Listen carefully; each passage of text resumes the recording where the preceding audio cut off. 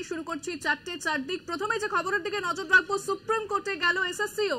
রাজ্য সরকার একদিকে যেরকম সুপ্রিম কোর্টে গিয়েছিল, এবার এসএসসিও সুপ্রিম কোর্টে গেল। হাইকোর্টের রায়কে চ্যালেঞ্জ করে এবার সুপ্রিম কোর্টে এসএসসি যে হাইকোর্ট যে রায় দিয়েছিল সেই রায়ের বিরোধিতায় শীর্ষ আদালতে স্কুল সার্ভিস কমিশন।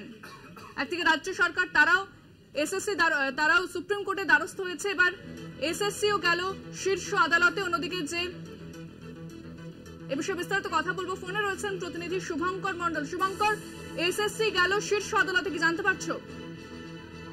এই মুহূর্তে সব থেকে গুরুত্বপূর্ণ খবর এটি, কেননা কিছুক্ষণ আগে আজ সকালের দিকে কিন্তু রাজ্যের তরফ থেকে একেবারে সুপ্রিম কোর্টে এই এসএসসির যে রায় বলা যেতে পারে 2016 সালে যে নিয়োগ সম্পূর্ণ বাতিল করেছে কলকাতা হাইকোর্ট, সেই নির্দেশকে চ্যালেঞ্জ করে রাজ্য আজ সকালে গিয়েছে। এবং কিছুক্ষণ আগে, ঘন্টাখানেক আগেই কিন্তু এসএসসি ও স্কুল সার্ভিস কমিশনে একইভাবে স্পেশাল লিভ পিটিশন তারা দাখিল করেছে এই মর্মে যে কলকাতা হাইকোর্ট যে নির্দেশ দিয়েছে সেই নির্দেশ তারা মানছেন না, তার বিরোধিতা করেই সে রায়কে চ্যালেঞ্জ করে তারা স্পেশাল লিভ পিটিশন বা এসএলপি তারা কিন্তু দাখিল করলো শীর্ষ আদালতে সুপ্রিম কোর্টে। মনে করা হচ্ছে আর কিছুদিনের মধ্যেই অত্যন্ত জরুরি ভিত্তিতে এই মামলার শুনানি হবে। এবং একই সঙ্গে তোমায় জানিয়ে রাখি, রাজ্য এবং তারপর এসএসসির পর কিন্তু আজ সকালেও আমরা দেখিয়েছি, আমি ছিলাম যারা চাকরিহারা শিক্ষক শিক্ষিকা এবং শিক্ষাকর্মী, বিশেষ করে গ্রুপ সি গ্রুপ ডি, তাদের সঙ্গে শহীদ মিনারে তারা একেবারে ঝাঁকে ঝাঁকে চাকরিহারা শিক্ষক শিক্ষিকা এবং শিক্ষাকর্মীরা এসে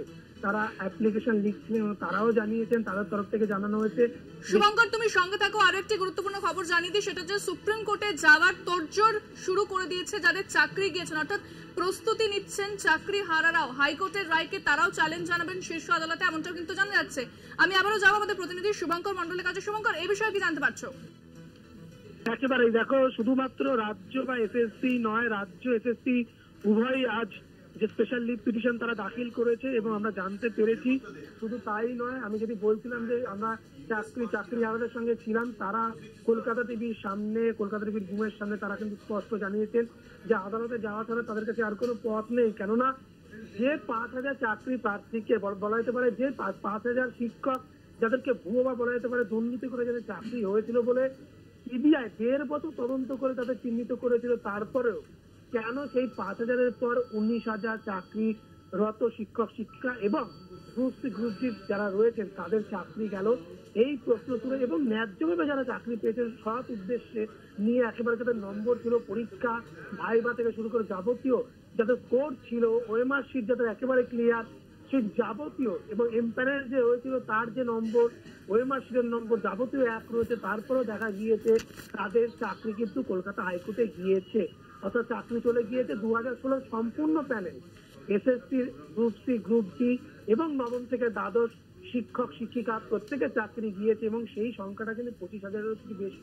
তো সেইখানে দাঁড়িয়ে এই যে 5,000-এর বাইরে যে যাবতীয় যারা শিক্ষক শিক্ষিকা রয়েছেন, যারা সৎ উদ্দেশ্য নিয়ে এবং যারা একেবারে ন্যায্যভাবে চাকরি পেয়েছিলেন মেধার ভিত্তিতে, তারা কেন চাকরি হারা হবেন এই প্রশ্ন তুলেও কিন্তু তারা অ্যাপ্লিকেশন ইতিমধ্যে করতে শুরু করেছেন এবং তারা জানাচ্ছেন যে আগামী কয়েকদিনের মধ্যে তারা সুপ্রিম কোর্টের দ্বারস্থ হবেন এবং তারা স্পেশাল লিভ পিটিশন কিন্তু দাখিল করতে চলেছে মূলত কলকাতা হাইকোর্টের যে নির্দেশ, সেই নির্দেশকে চ্যালেঞ্জ করে। ধন্যবাদ শুভঙ্কর। কথা বললাম প্রতিনিধি শুভঙ্কর মন্ডলের সঙ্গে।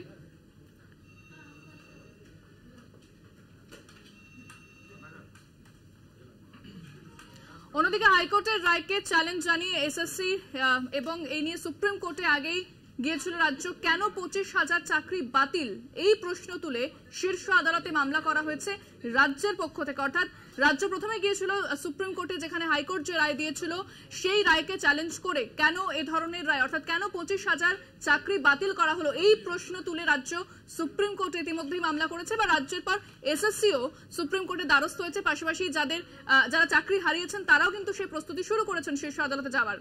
এ বিষয়ে বিস্তারিত কথা বলবো, ফোনে রয়েছেন আমাদের প্রতিনিধি জয়ন্ত চৌধুরী। জয়ন্তদা, কি জানা যাচ্ছে, কারণ রাজ্যের আগেই সুপ্রিম কোর্টে গিয়েছিল হাইকোর্টের রায়কে চ্যালেঞ্জ করে? হ্যাঁ, হাইকোর্টের রায়কে চ্যালেঞ্জ করে সুপ্রিম কোর্টে রাজ্য সরকার আজ সকালেই একটি বিশেষ petition, SLP special leave petition তারা জমা দেন। সেইখানে বলা হয়েছে যে এরকম প্রায় 25,000 এরকম শিক্ষক শিক্ষিকা অশিক্ষক কর্মচারী ইত্যাদিদের যে চাকরি হঠাৎ করে চলে যাওয়ায় তার ফলে একটা তারা আতান্তরে পড়েছে। সব থেকে বড় কথা, এর মধ্যে এসএসসিও বলেছে, এর আগে আদালতও বলেছে, এর মধ্যে যোগ্য প্রার্থীরাও রয়েছে। এই যে যোগ্যরাও রয়েছে, আবার যারা অযোগ্য তারাও রয়েছে, সকলেই একই রকম ভাবে সকলেই চাকরি চলে যাওয়া, এবং শুধু চলে যাওয়া না, তাদের মধ্যে একাংশের টাকা ফেরত দেওয়ার বিষয়েও বলেছে। এই সমস্ত বিষয়টা নিয়েই রাজ্য সরকারের পক্ষ থেকে সবার আগে সুপ্রিম কোর্টে একটি স্পেশাল লিভ পিটিশন আজ জমা দেওয়া হয়েছে।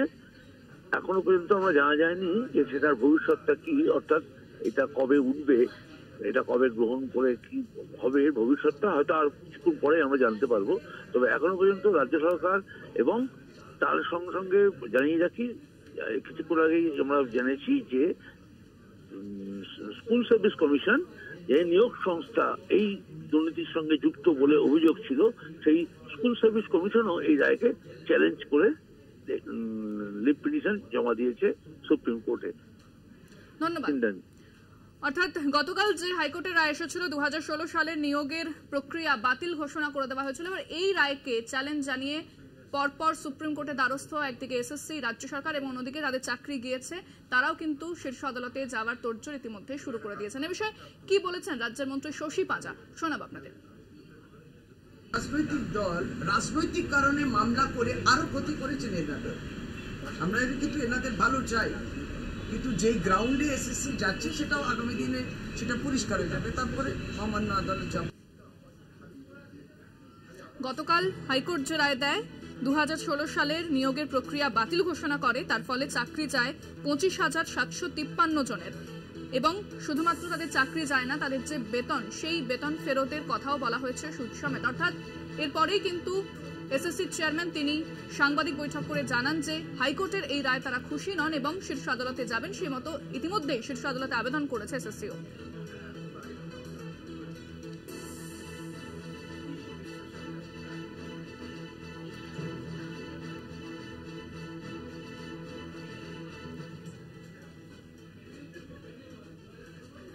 আমরা বিষয়ে কথা বলবো, আমাদের সঙ্গে রয়েছেন কংগ্রেস নেতা সৌম্য আচরা, আপনাকে স্বাগত জানাবো। হাইকোর্টের রায়কে চ্যালেঞ্জ জানিয়ে ইতিমধ্যে কিন্তু রাজ্য সুপ্রিম কোর্টে গেছে এবং এসএসসিও এই বিষয়টা নিয়ে সুপ্রিম কোর্টে গেছে, কি বলবেন? না, সুপ্রিম কোর্টে কেন, 1000 বার যেতে পারে, আইনি প্রভিশন থাকলে কেন যাবেন না, তাতে অসুবিধা কিছু নেই। কিন্তু মুখ্যমন্ত্রীকে তো জবাব দিতে হবে যে এতগুলো চাকরি চুরি হয়ে গেল কার গভর্নমেন্টে। এটা তো জানতে হবে যে ক্যাবিনেটে ডিসিশন করে কেন সুপার নিউমেরিক পোস্ট ক্রিয়েট করা হয়েছিল, কেন 5000 5,500 লোকের চাকরি চুরি হলো, কারা চুরি করেছে, দায় তো আপনাকে নিতে হবে। আপনার গভর্নমেন্টের সময় হয়েছে এই অরাজকতা, এই সোশ্যাল আনরেস্ট, এই সামাজিক অস্থিরতার পেছনে তো দায় আপনার। You are solely responsible for this atrocities. ধন্যবাদ। ইতিমধ্যেই রাজ্য সরকার তারা সুপ্রিম কোর্টে দ্বারস্থ হয়েছে যে কেন 25,000 চাকরি বাতিল করা হলো, প্রশ্ন তুলে শীর্ষ আদালতে মামলা রাজ্য সরকারের। অন্যদিকে এসএসসিও সুপ্রিম কোর্টে আবেদন জানিয়েছে এবং যাদের চাকরি গিয়েছে তারাও সুপ্রিম কোর্টে যাওয়ার প্রস্তুতি শুরু করেছে।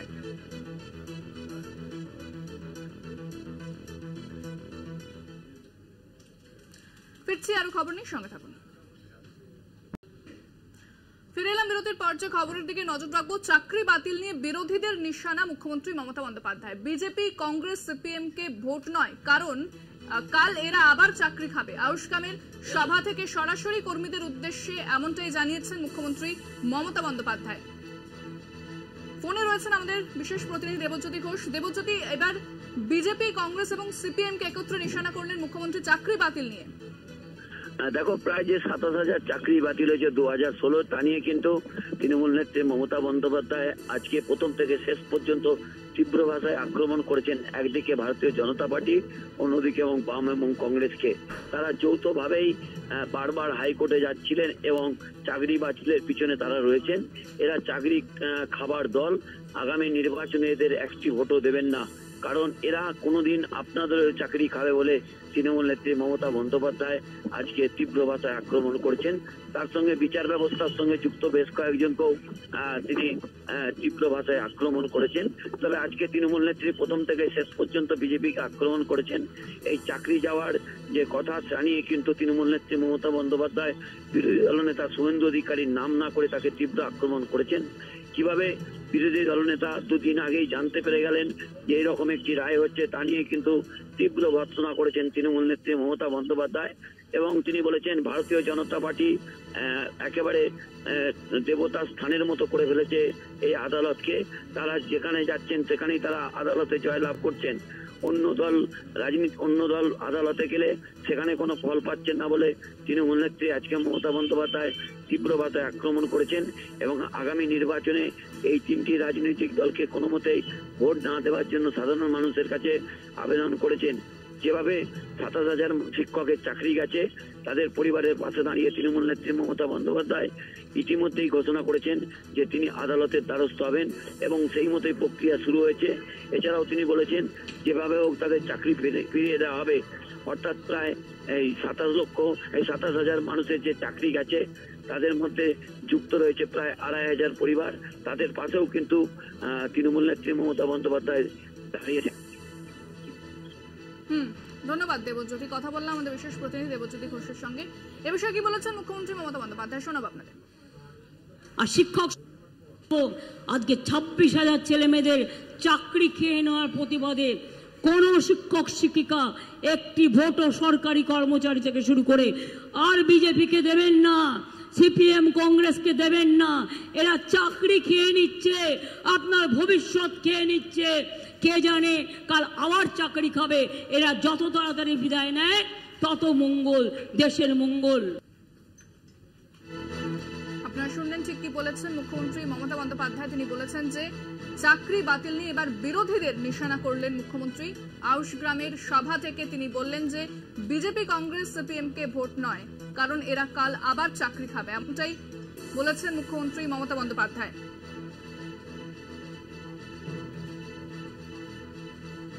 সরকারি কর্মীদের উদ্দেশ্যে বার্তা মুখ্যমন্ত্রী মমতা বন্দ্যোপাধ্যায়।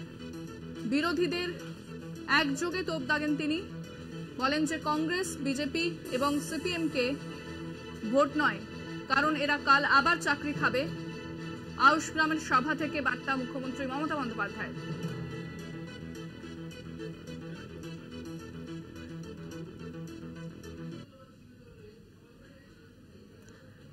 আমরা বিষয়ে কথা বলেছিলাম রাজ্য বিজেপির মুখপাত্র সমীর ভট্টাচার্যের সঙ্গে। কি বলেছেন তিনি, শোনাব আপনাদের।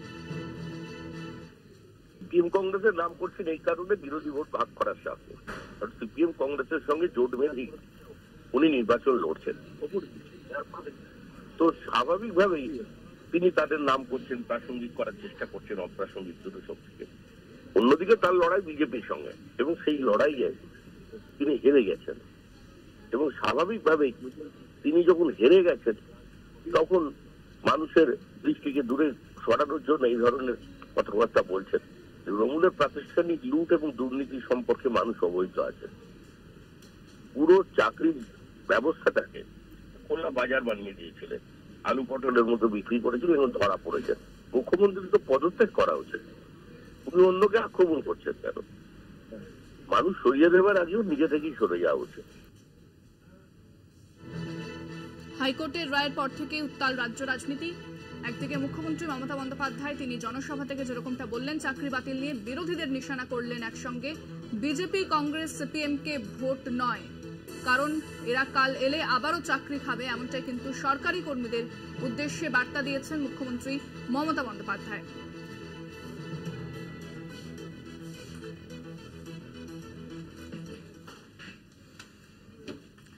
ফের বিচার ব্যবস্থাকে নিশানা মমতা বন্দ্যোপাধ্যায়। আদালত বিজেপির মহাতীর্থ কেন্দ্র হয়ে গিয়েছে। বিজেপি মামলা করলে যা বলবে তাই, অন্যদের জন্য দরজা বন্ধ, এমনটাই বলেছেন মুখ্যমন্ত্রী মমতা বন্দ্যোপাধ্যায়। কি বলেছেন তিনি, শোনাব আপনাদের। বলবার অধিকার আমার আছে। আমি মানি না যদি কোনো অন্যায় কেউ করে থাকে তুমি স্কুটিনি করতে, তুমি পরামর্শ দিতে যে এটা না এটা করুন, তা না করে এক কথায় 26,000 ছেলে মেয়ের চাকরি খেয়ে নিয়ে এটা কি মজা? এটা কি মজার মূল্য? টিচারের চাকরি কি তার মানে আর হবে না? আমার হাতে এখনো 10 লক্ষ এক্সট্রা চাকরি আছে শুধু সরকারি দপ্তরের, মনে রাখবেন। এই কোর্ট গেলেই আটকে দিচ্ছে। বিজেপির একটা মহাতীর্থ কেন্দ্র, এবং সেখানে বিজেপি পিল করলে একেবারে যা বলবে তাই। আর অন্য কেউ যদি বিচার চায় তাদের জন্য দরজা বন্ধ, কোনো বিচার পাবেন না। আমি এরকম কলকাতায় এই যাদের দুর্দশা আজকে বিজেপির কথায়, যারা মানুষের চাকরি খেয়ে নিচ্ছে, ডাকাতদের বেল দিয়ে দিচ্ছে, মাফিয়াদের বেল দিয়ে দিচ্ছে, আর সবচেয়ে বড় গদ্দার যে গদ্দারি করেছে তার বিরুদ্ধে মার্ডার কেস থাকা সত্ত্বেও তাকে বলছে তাকে অ্যারেস্ট করা যাবে না। এটা কি আইন? এ বিষয়ে বিস্তারিত কথা বলবো। ফোনে রয়েছেন আমাদের বিশেষ প্রতিনিধি দেবজ্যোতি ঘোষ। দেবজ্যোতি, মুখ্যমন্ত্রী মমতা বন্দ্যোপাধ্যায় বলেছেন যে আদালত বিজেপির মহা তীর্থকেন্দ্রে পরিণত হয়েছে, কি বলবেন?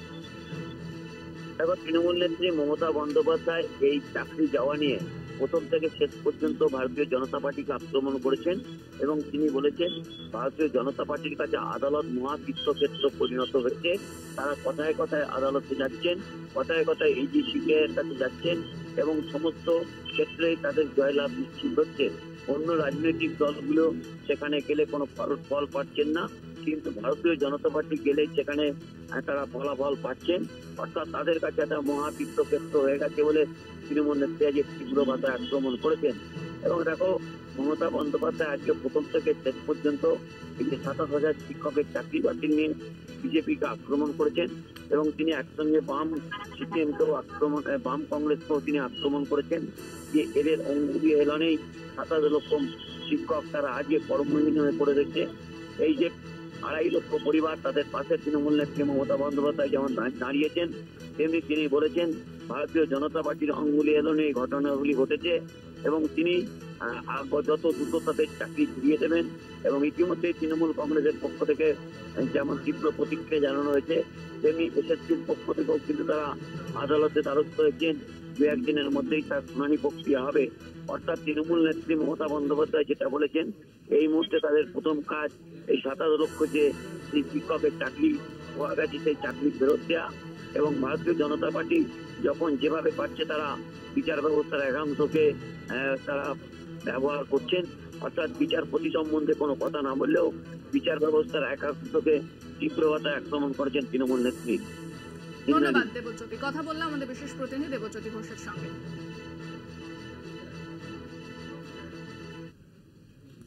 এখন সময় আরো একটা বিরতির, সঙ্গে থাকুন। যে খবরের দিকে নজর রাখবো, নন্দীগ্রামে দেবাংশুকে ঘিরে বিক্ষোভ, দেবাংশুকে ঘিরে চোর স্লোগান দেওয়া হয় নন্দীগ্রামে এবং পাল্টা তৃণমূল কর্মী সমর্থকরা তারাও কিন্তু চোর স্লোগান দেয়, এমনটাই জানা যাচ্ছে। এবং এই প্রচার ঘিরে উত্তেজনা।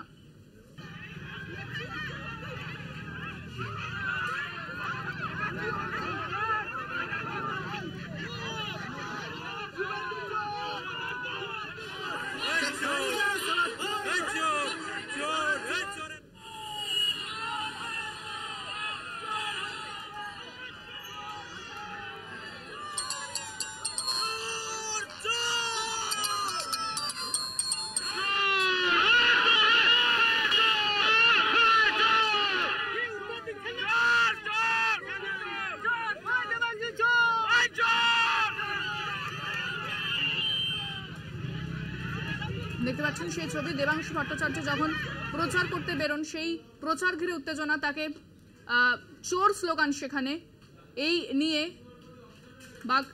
নিয়ে বচসা শুরু হয় দেবাংশুর। কি বলেছেন তিনি, শোনাবো আপনাদের। শ্রীরাম নয়, এটা তো মৌখিক কথা, বাদ দিন। আমাদের গাড়ির ওপর থাপ্পড় মারা হয়েছে, আমাদের গাড়ির উপর ধাক্কাধাক্কি করা হয়েছে, গাড়ির উপর রীতিমতো হামলা হয়েছে। আমরা এটা নিয়ে প্রশাসনের দ্বারস্থ হবো। প্রশাসন যদি অ্যাকশন না নেয় আমরা যতদূর যাওয়ার হয় ততদূর যাবো। বিজেপির এটাই কালচার। এখন আমরা যদি পাল্টা গোটা রাজ্যে শুরু করি, পারবে সামলাতে? আমরা সেই পথে হাঁটি না বলে আমাদেরকে দুর্বল মনে করার কোনো কারণ নেই। এই মুহূর্তে সরাসরি নজর রাখবো জলঙ্গিতে অভিষেক বন্দ্যোপাধ্যায় জনসভার দিকে। বন্দুকের বাট দিয়ে মেরেছে, গুলি করেছে, কুপিয়ে খুন করেছে। আজকে কংগ্রেসের নেতা অধীর চৌধুরী মোহাম্মদ সেলিমকে পাশে নিয়ে সিপিএম এর উত্তরীয় পড়ে আর হাতে লাল পতাকা নিয়ে ইনকলাব জিন্দাবাদের স্লোগান দিচ্ছে।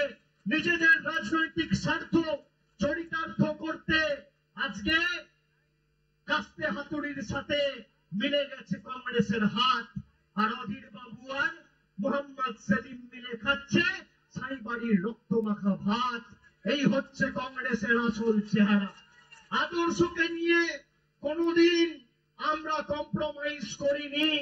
আমরা আদর্শকে দিল্লির বুকে বিক্রি করিনি, আদর্শের সাথে আপোষ করিনি।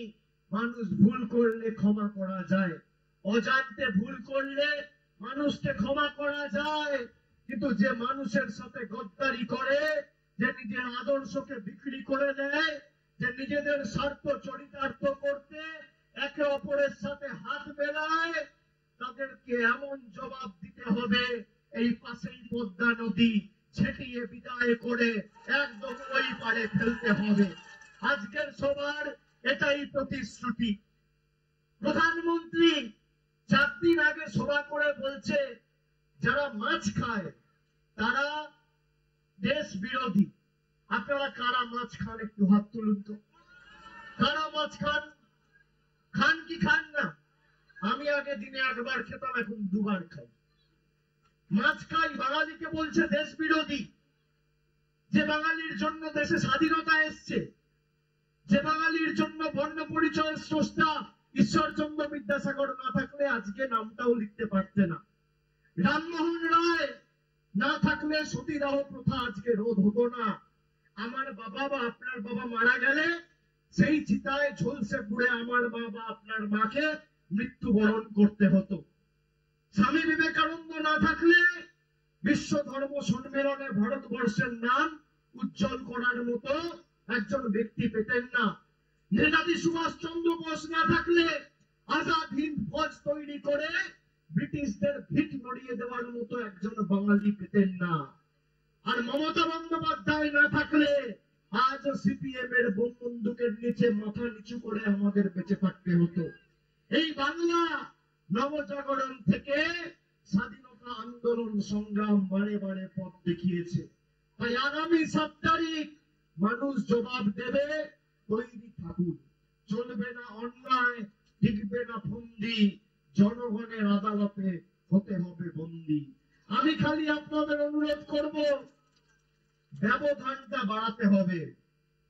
যে এবার 2.5 লাখ 2 লাখ নয়, 4 লাখের বেশি ব্যবধানে আবু তাহের খান এবং জোড়াফুলের প্রার্থী মমতা ব্যানার্জির প্রার্থী, মামাটি মানুষের প্রার্থী, খেটে খাওয়া মানুষের প্রার্থী, বাংলার প্রার্থী, তাকে জেতাতে হবে। শপথ আপনাদের সকলকে নিতে হবে। আমরা চেয়েছিলাম বাংলায় বিজেপিকে লড়াই করতে গেলে একমাত্র তৃণমূল কংগ্রেসই পারে এদেরকে উৎখাত করতে।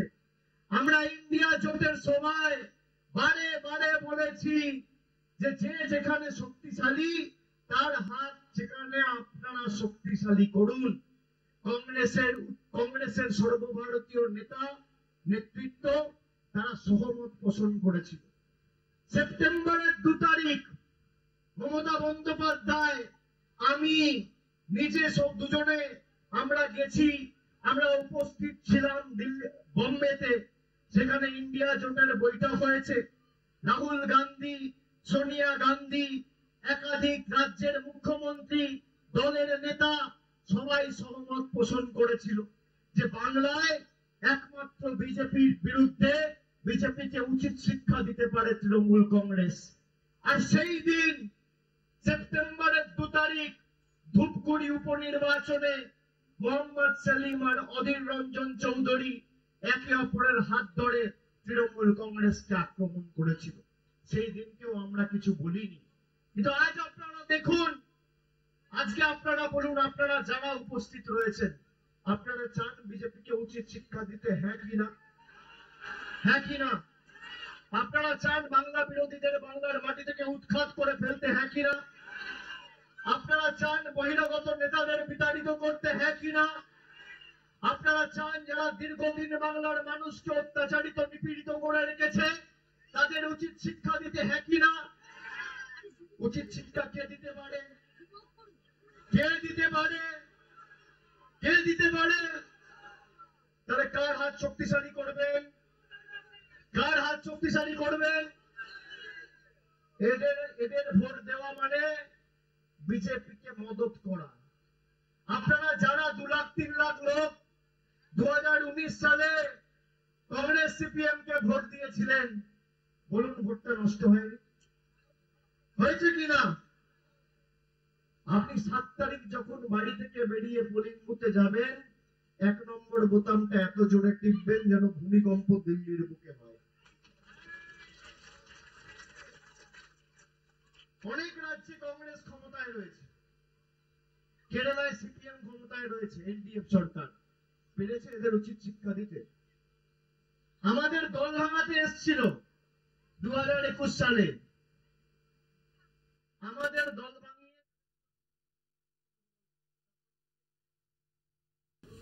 এখন সময় আরো একটা বিরতির, সঙ্গে থাকুন। অভিষেক বন্দ্যোপাধ্যায়ের নিশানায় এবারে বিজেপি। আমার বিরুদ্ধে ইডি সিবিআই লাগিয়েছিল, আমার কপ্টারে আয়কর হানা দিয়েছে, 2 দিন আগে আমাকে খুনের পরিকল্পনা করেছে, কলকাতা পুলিশ হাতে নাতে ধরেছে। রঘুনাথগঞ্জের সভায় তোপ দাগেন অভিষেক বন্দ্যোপাধ্যায়। তিনি বলেন যে তাকে, এবং তিনি কি বলেছেন শোনাব আপনাদের। ইডি সিবিআই কে লাগিয়েছিল আমার বিরুদ্ধে, আমায় কখনো দিল্লিতে ডেকেছে, কখনো কলকাতায় ডেকেছে, এমনকি আমার স্ত্রী, আমার বয়স্ক মা বাবা কেউ ছাড়েনি, সবাইকে ডেকেছে, সবাইকে হেনস্থা করেছে। পরবর্তীকালে আমি যাতে মিটিং না করতে পারি, আমার হেলিকপ্টার পর্যন্ত রেড করেছে ইনকাম ট্যাক্স দিয়ে।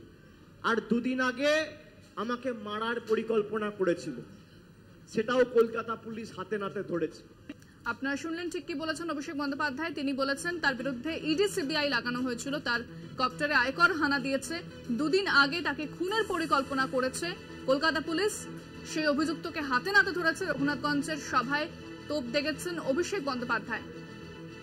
এর আগে আমরা একাধিকবার অভিষেক বন্দ্যোপাধ্যায় যখন তার কপ্টারে আয়কর হানা দিয়েছিল সেই সময় তীব্র নিন্দায় সরব হয়েছিলেন অভিষেক বন্দ্যোপাধ্যায়। এবার রঘুনাথগঞ্জের সভা থেকে আরো একবার বিজেপিকে আক্রমণ করলেন অভিষেক বন্দ্যোপাধ্যায়। কি বলেছেন তিনি শুনুন আরো একবার।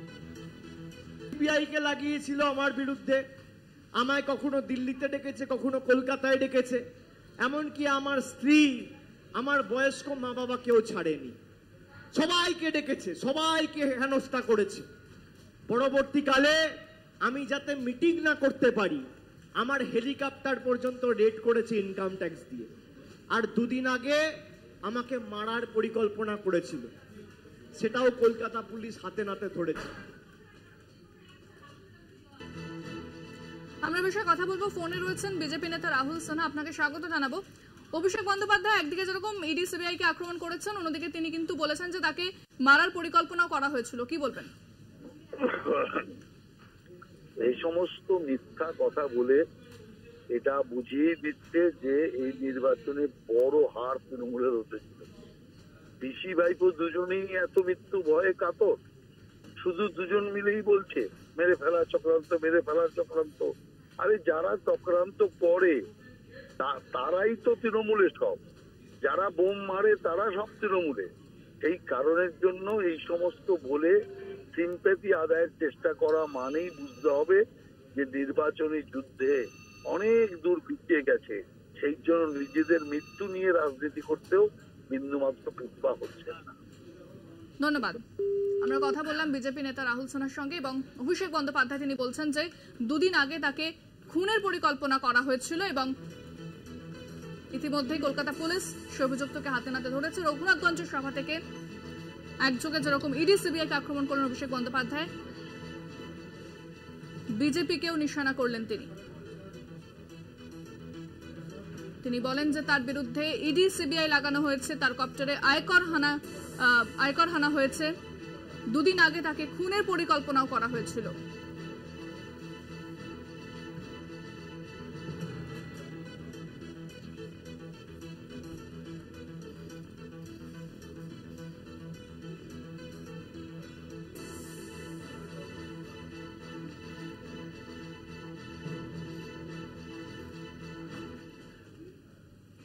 যে খবরের দিকে নজর রাখবো, অভিষেক বন্দ্যোপাধ্যায়ের চ্যালেঞ্জের পর বেশ অনেকটা দিন পেরিয়ে গেছে এবং এখনো পর্যন্ত কিন্তু আবাসের কোনো শ্বেতপত্র আনতে পারেনি বিজেপি।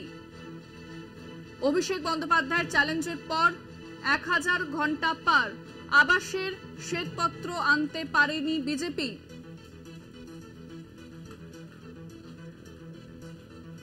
মোদি শাহ এখন বঙ্গের ডেলি প্যাসেঞ্জার। মানুষের প্রতি তাদের দায়বদ্ধতা কোথায়?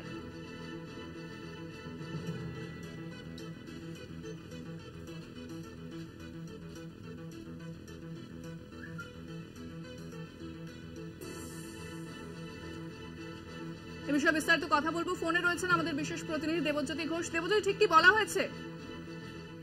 দেখো, অভিষেক বন্দ্যোপাধ্যায় বেশ কয়েকদিন ধরে যেটা বলছিলেন যে কেন্দ্রের পক্ষ থেকে আবাস যোজনা এবং 100 দিনের প্রকল্পের 100 দিনের কোনো টাকাই দেওয়া হয়নি।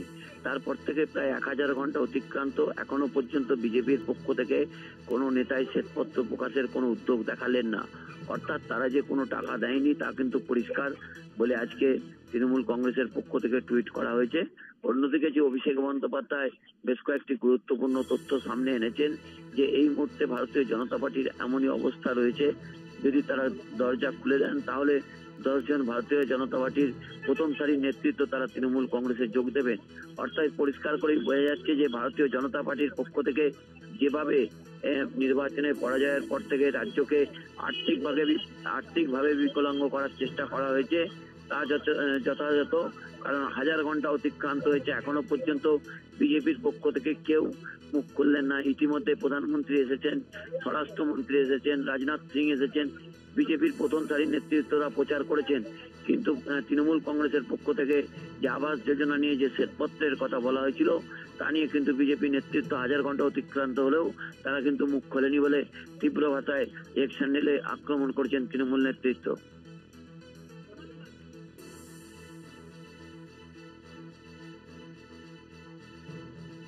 মোদি শাহ এখন বঙ্গে ডেলি প্যাসেঞ্জার, কিন্তু মানুষের প্রতি তাদের দায়বদ্ধতা কোথায়? এখনো পর্যন্ত অভিষেক বন্দ্যোপাধ্যায় চ্যালেঞ্জের পর শ্বেতপত্র প্রকাশ করতে পারেনি বিজেপি।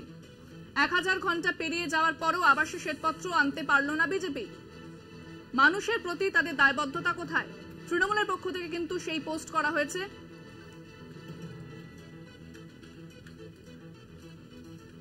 মানুষের প্রতি তাদের দায়বদ্ধতা কোথায়? সোশ্যাল মিডিয়ায় পোস্ট তৃণমূলের।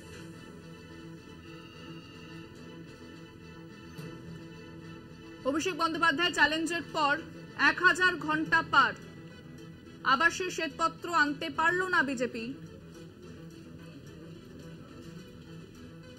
মোদি শাহ এখন বঙ্গে ডেলি প্যাসেঞ্জার, কিন্তু মানুষের প্রতি তাদের দায়বদ্ধতা কোথায়? এমনটাই ভিডিও বার্তা পোস্ট তৃণমূলের কুণাল ঘোষ, তিনি কিন্তু সেই প্রশ্ন করেছেন।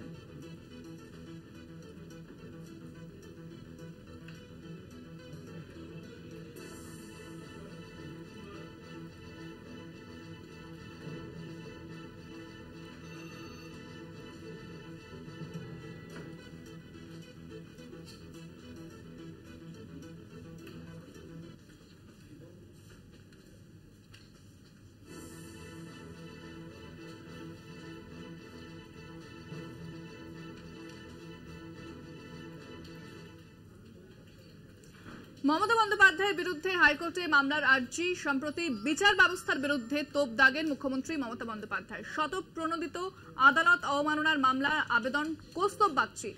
প্রধান বিচারপতিকে ইমেলে আবেদন বিজেপি নেতার।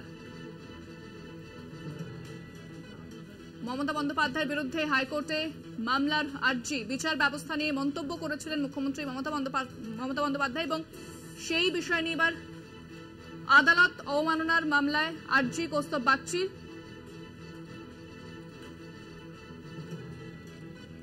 প্রধান বিচারপতিকে ইমেলে আবেদন বিজেপি নেতার।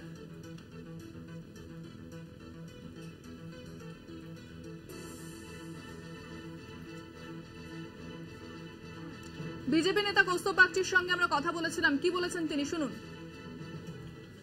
বারংবার জুডিশিয়ারিকে এই ধরনের আক্রমণ করেছেন, ভারতীয় জনতা পার্টির সাথে জুডিশিয়ারিকে এক পঙ্ক্তিতে ফেলে দিয়েছেন। মানে একদিকে বলছেন বিচারপতিদের অনেক বলছি না, অথচ তাদের ব্যক্তিগত মাইনে, তাদের সিকিউরিটি, তাদের বাড়ি গাড়ি সমস্ত নিয়ে কথা বলছেন। চূড়ান্ত অবমাননাকর। আমি যার জন্য হাইকোর্টের বিচারপতিকে প্রধান বিচারপতি আর্জি জানি যাতে এই বিষয়টা উনি কগনিজেন্স নেন, just to uphold the dignity and majesty of this court. নাহলে কোর্টের সম্মান মানুষের পক্ষে অনেকে বেশি দিয়ে। ফোনে রয়েছেন আমাদের প্রতিনিধি দেবাশিস সেনগুপ্ত। দেবাশিস, ঠিক কি জানা যাচ্ছে এরপর? আজকে কৌস্তব বাগচি অর্থাৎ বিজেপি নেতা কিছুদিন আগে তিনি কংগ্রেস থেকে বিজেপিতে যোগ দিয়েছেন। তিনি মহামান্য আদালতের কাছে যে প্রধান বিচারপতির কাছে একটি আবেদন মেলের মাধ্যমে তিনি জানান এবং সেই মেলে তিনি মুখ্যমন্ত্রী মমতা বন্দ্যোপাধ্যায়ের বিরুদ্ধে মামলা করার জন্য একটি আবেদন রেখেছেন। সেই মামলার মূল বিষয়বস্তু হলো যে এই মামলা গত 22 তারিখে যখন এই এসএসসি নিয়োগ সংক্রান্ত যে রায় বেরায় সেখানে চাকরি যাদের চলে গেছে, সেই চাকরি চলে গেছে সে নিয়ে সেদিনকারই কিন্তু একটি উত্তরবঙ্গে একটি সভা ছিল। সেই সভা থেকে মুখ্যমন্ত্রী বলেছে যে এই রায় সম্পূর্ণ বেআইনি রায়, এর বিরুদ্ধে রাজ্য সরকার উচ্চ আদালতে যাবে। কেন এতগুলো প্রায় 25,000 ছাত্র যারা ছেলে মেয়ে যারা চাকরি করতে তাদের চাকরি চলে যাচ্ছে, স্বাভাবিকভাবে তাদের কথা মাথায় রেখেই মুখ্যমন্ত্রীর এহেন বক্তব্য। এবং এই বক্তব্যের পিছনে আরো যে জায়গাটা ইতিমধ্যে কেবলমাত্র মমতা বন্দ্যোপাধ্যায় না, আরো বেশ কিছু মানুষ বলেছেন। কেন এই মামলা নিয়োগ দুর্নীতি মামলায় প্রথমে যিনি শুনছিলেন সেটা বিচারপতি অভিজিৎ গাঙ্গুলি, তিনি পরবর্তীকালে দেখা গেছে তিনি তার চাকরি থেকে চাকরি ছেড়ে দিয়ে তিনি জয়েন করেন, যোগ দেন বিজেপিতে। এবং বিজেপিতে তিনি এই মুহূর্তে তমলুক কেন্দ্রে বিজেপির প্রার্থী। সেই জায়গায় দাঁড়িয়ে অনেকেরই বক্তব্য যে সেক্ষেত্রে তাহলে কি বিচার ব্যবস্থাকে কি প্রভাবিত করা হয়েছে। আর ঠিক এই প্রসঙ্গে কিন্তু মুখ্যমন্ত্রী মঞ্চে বলেছেন, এমনটাই অভিযোগ কৌস্তব বাগচির, যে এটা বেআইনি এবং এর পিছনে বিজেপি, এই রায়ের পিছনে বিজেপি। ধন্যবাদ দেবাশিস। কথা বললাম প্রতিনিধি দেবাশিস সেনগুপ্তের সঙ্গে। কি বলেছেন তৃণমূল নেতা শান্তনু সেন, শোনাব আপনাদের। যার কথা বললেন তিনি ন্যাড়া মাথায় টিচি করে ঘুরে বেড়াচ্ছেন। তিনি নিজে একটা কথা বলেছেন, সেটা কি জীবনে সত্যি হবে না সেটা তিনি খুব ভালো মতো জানেন। তার কথার কি মূল্য আছে বলুন তো? যেটা মুখ্যমন্ত্রী মনে করেছেন সঠিক কথা বলার সেটাই তিনি বলেছেন এবং সেই পথে আমাদের সরকার চলবে। 4:04 এখন এ পর্যন্তই। দেখতে থাকুন কলকাতা টিভি, রাত 3, 7।